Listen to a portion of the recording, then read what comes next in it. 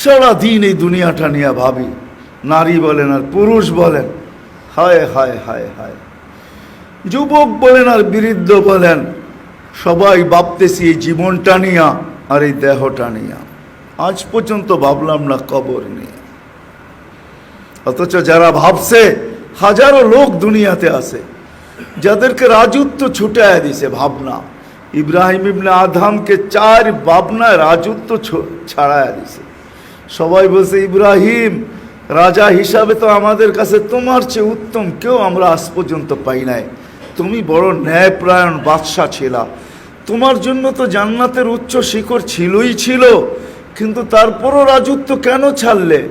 আমরা প্রজা হিসাবেও তো খারাপ ছিলাম না, তুমি রাজা হিসাবে তোমার তুলনা ছিল না, তারপরেও কেন ছেড়া দিলা? বলে 4 প্রশ্ন আমাকে পাগল করে ফেলছে। ভাবতে যে পাগল হয়ে গেছি, রাজত্ব ছেড়া দিছি। বলছে প্রথম প্রশ্ন কি? বলে মার পেটে যখন রু আসছে তখন লেখা হয়েছিল নেককার না বদকার। আমি জানি না আমাকে নেককার লেখা হয়েছে না বদকার লেখা হয়েছে। এই চিন্তা আমাকে পাগল করে দিছে।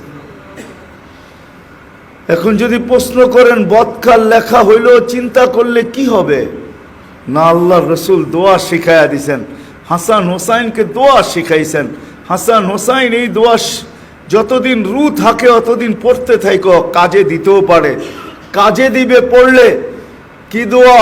আল্লাহুম্মা ইন কুনতা কাতাবতানি মিন আহলি সাআদাতি ফাসবুতনা ফিহা ওয়া ইন কুনতা কাতাবতানি মিন আহলি শাকাওয়াতি ফামহুনা মিনহা ওয়াকতুবনা ফি আহলি সাআদাতি ওয়াল মাগফিরা ফাইন্নাকা তামহু মা তাশা ওয়া তুসবিত ওয়া ইনদাকা উম্মুল কিতাব। যে চাইতে থাকো, চাইতে চাইতে হইতেও পারে, আর আশা রাখি 100-তে 100 যে হবে, যতক্ষণ পর্যন্ত কণ্ঠ নালীতে রু না আসে।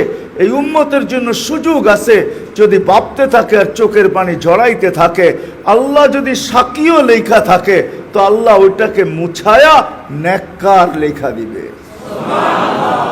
ইব্রাহিম ইবনে আদহাম বলছে, রু আসার আগ পর্যন্ত, কণ্ঠনালীতে রু আসার আগ পর্যন্ত সুযোগ আছে, কাঁদতে পারি। এই জন্যই কান্নার জন্য রাজত্ব ছেড়া বাহির হয়ে গেছে।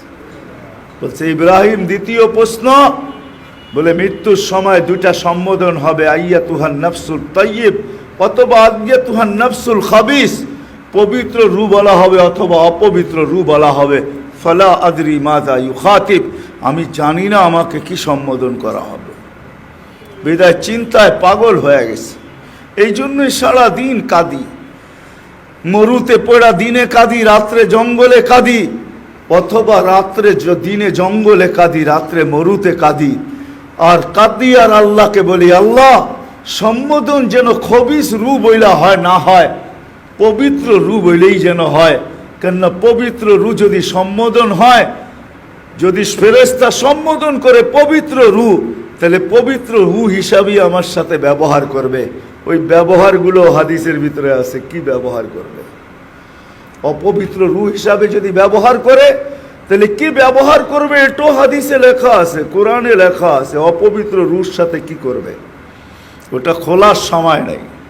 এতটুক শুধু জেনে নেন, পবিত্র রু বলে যদি সম্বোধন করে তো জান্নাতের গেট পর্যন্ত সেলুটই সেলুট পাইতে থাকবে, শুধু সেলুট আর কিচ্ছু না। সর্বশেষ সালাম আল্লাহ দিবে, সালাম কওলাম মির রব্বির রহিম। সর্বশেষ সালাম দিয়ে আল্লাহ জান্নাতে ঢুকায়া দিবে, মেহমান খানায় ঢুকায়া দিবে। আর যদি অপবিত্র হয় সম্বোধন, তাহলে এইখান থেকে উষ্টা শুরু হবে। উষ্টা বোঝেন তো? লাথি দেওয়া শুরু হবে, লাথি মারতে মারতে মারতে মারতে দোজখে ঢুকানো হবে।